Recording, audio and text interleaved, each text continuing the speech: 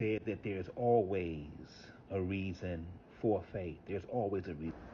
All right, this is going to be part 5 in our series, The Reasons for Faith. And we have covered a lot of ground and gone over a lot of principles. So I thank those who've taken the whole ride so far. But I think this would be a good time for a review before we press forward. And the reason for that is because of all of the principles and concepts that we have covered, and that they all fit into a whole and they build one upon another. So, for instance, if you miss the biblical truth that we have been commanded to see, or that faith will always require and even demand a response, or if you miss the role that creation itself plays in the faith process, then when we get to the end, you won't have the full revelation of what I'm trying to teach. Ultimately, we're going to go through and define each word in that definition for faith. And what we will discover is that the single most important word in that definition is not faith. There's one word in that definition that makes biblical faith a reality and not a fantasy. So let's review. We've said that this letter is a legal treatise, and that God is on trial, and the charge against God is God faithful? So the writer, that being the Apostle Paul, but that's neither here nor there for the moment. And as an aside note, if someone wants me to give my reasons for why I adamantly believe that it's the Apostle Paul, just leave a comment. But anyway, be that as it may, the writer is presenting the evidence for the defense of the faith. In chapter 11, we see two things. One of the things we see is what is commonly referred to as the Hall of Faith, when in actuality, it is the writer's witness list of those who have been summoned to attest to the fact that God is faithful and that they had a reason for their faith. Also notice that the first witness that is called is creation itself. Don't miss that. And so we learned that God built and designed the world to function and operate in a certain way, and that we are called to live in the world in accordance with that design. He designed it to operate by faith, and we are called to live by faith. Now, moreover, in chapter 11, we see the writer provide a legal textbook definition for what faith is. Remember, he is legally defining faith, but faith and law cancel each other out. So what it actually is, it is a pun. It is a play on words containing additional smaller plays on words, all of which get lost in translation. Definition says, now faith is the substance of things hoped for, the evidence of things not seen. And we've said that a better understanding of that definition is, now faith is the substance of things hoped for, the validation of our faith being that which has already been accomplished and even now is still being accomplished. And these things are not casually observed.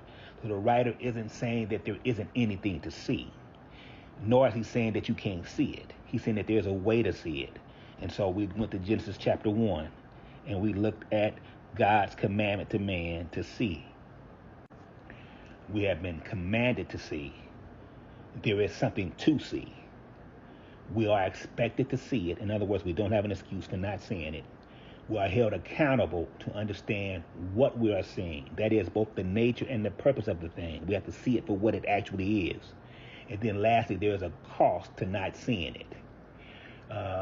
Also, we learned that what the proper perspective for life should be. God demonstrates for man what the proper perspective for life should be.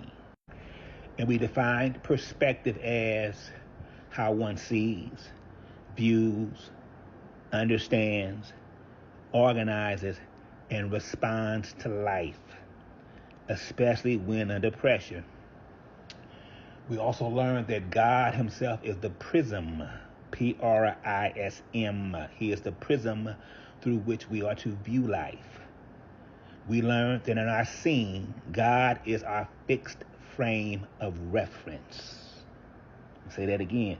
God is our fixed frame of reference. We orientate everything around Him. In every situation, we are to see His divine person, His divine purpose, His promise, and His provision in every situation. And if I fail to see that, then my perspective is off, and I now must adjust. We stopped by Romans chapter 1, and we looked at the fact that faith is not only revealed and made manifest, but so are the reasons for faith. In other words, the reasons for faith are also revealed and made manifest. In other words, there is something to see, and we are expected to see it. We talked about the fact that God placed something inside of man that causes all men to worship. And that the thing He placed inside of us, here's 4 things we know about that thing. Number 1, it enables and empowers us to see. Number 2, it makes other things manifest. Number 3, we have to be born with it inside of us, already active. And number 4, it leaves us without excuse. Now, we said that thing that God has placed inside of man is light. In Genesis chapter 1, verse 1, the very first thing that we see God create is time.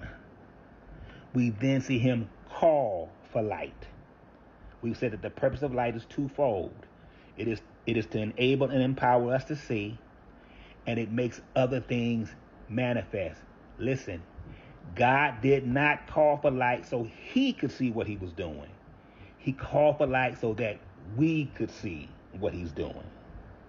From that point, we went back to chapter 11 of Hebrews, and we then began to start looking at the definition. We said that the word faith itself is a play on words, and it has to do with how the writer used the word in earlier parts of the letter. The first time he used it subjectively, meaning that faith is impacted, informed, and influenced by how we see it. In other words, our perspective. And we said that if our perspective is off, then our faith will be off. We also saw that faith will always require and even demand a response. The day you hear my voice, harden not your heart. We don't get to be neutral. Remember, we don't have an excuse. Now, the second time he used the word for faith, he used it objectively, meaning that it is what it is, regardless of how I see it. Remember, in the commandment to see, we have to see things for what they are, both their nature and their purpose. Listen, when he used it subjectively, he used it in reference to the word of God. That's in Hebrews 11 and 4. Now, when he used it objectively, that's in Hebrews 6 and 1, he used it in direct reference to the person of God Himself, meaning that God Himself is always the object of true faith, not your desires. I think that's a good review. We'll pick it up in the next part.